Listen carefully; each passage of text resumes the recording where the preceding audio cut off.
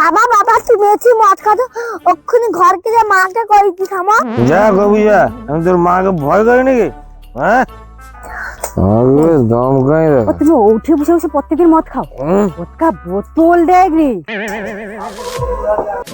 আমি ওক্ষুনি বাপিদেরকে পাইলি আর কোনোদিন আইসি। আরে শুনো, আরে শোনো শোনো, কথা শুনলো নি চলে যাচ্ছ তুমি?